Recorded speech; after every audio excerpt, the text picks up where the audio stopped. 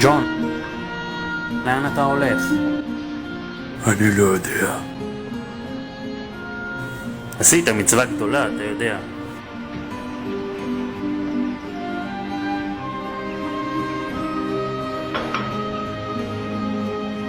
השכר מגיע להם. זה מגיע להם יותר. אתה צריך לשים חולצה, ג'ון, צניעות זה חשוב. תשים חולצה. זה משהו אחר.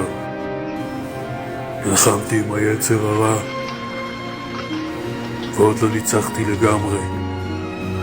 נלחמת מספיק, אתה לא מבין? למען השם, אל תעשה מעבר לכוחות שלך. די להיות עיוור. אז מה אתה רוצה?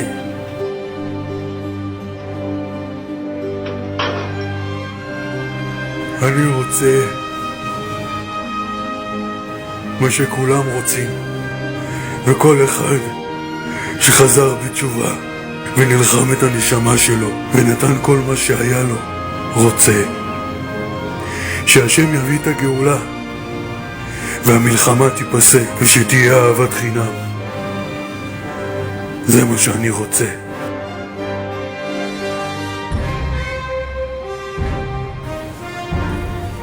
אל תשכח לשים ציצית. קודם כל מקווה.